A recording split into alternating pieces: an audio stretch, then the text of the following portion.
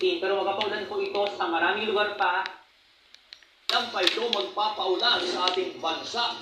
Yes, kabayan, sa ngayon ay nasa gitna pa ng dagat sa may silangan ng Bicol ang bagyong Christine. Pero magpapaulan po ito sa maraming lugar pa sa Luzon at ilang lugar sa Visayas hanggang makatawid ng Northern Luzon at makalabas ng Philippine Area of Responsibility sa Biyernes. Kaya po kapamilya, manatiling na mataas ang banta ng mga pagbaha at landslides, kaya makinig po sa mga opisyal kung pinapalikas. Muli pong namataan ang bagyo sa layong 390 kilometers silangan ng Dagat Camarines Norte, taglay ang lakas ng hangin na 75 kilometers per hour at pagbunsong umabot ng 90 kilometers per hour. Kumikilos po ang bagyo pa west-northwest sa bilis na 15 kilometers per hour. Malawak po ang ikot ng hangin dito natin, no? Yung mga kaulapan po niya ay malaking bahagi ng bansa ang natatakpan at yan po nakakaranas ng mga pagulan. Kaya sa may ikot ang bagyo, pati ang mga bahagi ng Visayas at Mindanao ay nakakaranas po ng mga pagbaha at landslides. Nakataas po ang tropical cyclone wind signal number 2 dyan sa Catanduanes, silangang bahagi ng mga probinsya ng Camarines Norte, Camarines Sur, Albay, Sorsogon,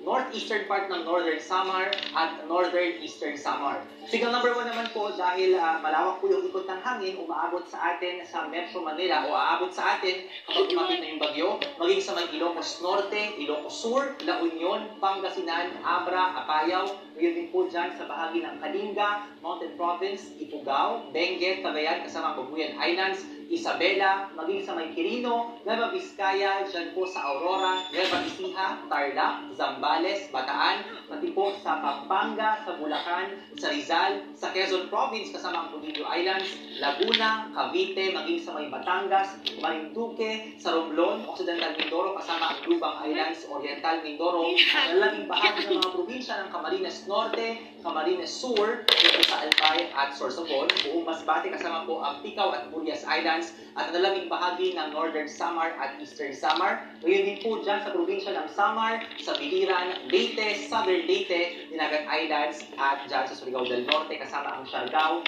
at Bukas Grande Islands. Inaasahan kong lalakas pa bilang severe tropical storm ang bagyong Christine bago ito tumama o mag-landfall dyan sa may Isabela o Northern Aurora, Miyerkules po ng gabi o Huwebes ng umaga sa katatawid ng Northern Luzon, palabas po ng West Philippine Sea. Muli, makakalabas na ito ng Philippine Area of Responsibility sa araw ng Biyernes. Pero huwag natin mag-focus dito po sa dadaanan ng bagyo, no? Dahil malawak na po ang ikot ng hangin ng bagyo, kaya halos buong bansa po ay mararamdaman yung epekto ng pagpapaulan ng bagyong ito at masama rin po ang lagay ng panahon dyan sa may Visayas din ang bahagi ng Mindanao. Sa rainfall forecast ng The Weather Company para po bukas, magdamag pa po, mabababad ngayong Martes hanggang bukas, Miyerkules ng umaga, itong kamikulan, ang kapal-kapal po ng mga pag-ulan dito. May kulay-kulay, ibig sabihin malalakas po ang buhos ng ulan dyan. At pagsapit po ng umaga ng Miyerkules, meron din malalakas na ulan dito sa may Cordillera, Cagayan Valley, dito po sa Central Luzon at maging sa may Mindoro. At buong araw po mapapaulan ang bagyo dyan sa bahagi ng Northern Luzon, kaya mabababad rin po sa malalakas na ulan ang mga lugar na iyan. At pagsapit naman ng gabi, meron din po malalakas na ulan na aasahan sa kanlurang bahagi ng Central Luzon at dito po sa may Calabarzon, lalo po dyan sa may bahagi ng Cavite. Sa Palawan, meron din po mga pagulan sa gitnang bahagi ng probinsya sa umaga at sa Northern Palawan naman may mga pagulan sa hapon hanggang gabi. Sa Visayas, maulan pa po sa Samar at dito po sa ilang bahagi ng Southern Central Visayas hanggang mamaya pong hating gabi yan. At bukas po, buong araw, aasahan yung mga pagulan sa maraming lugar ng Panay, Guimaras at magdito po sa may Negros Island. At meron pang ilang lugar na makakaranas pa ng mga pagulan hanggang pagsapit ng gabi. Sa Mindanao naman po ay may mga pagulan sa Soc-Sargen. Yan po ay mangyayari sa umaga at meron din pang pagulan sa tanghali sa Northern Mindanao at sa may Davao Region at sa Caraga po bandang hapon at halos wala ng ulan sa Mindanao pagsapit ng gabi.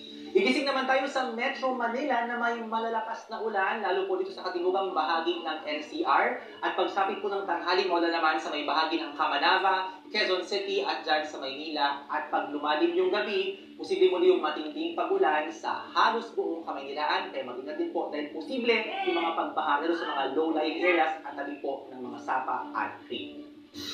Yan po ang update sa lagay ng panahon. Ako po si Ariel Rojas at ingat sa pamilya.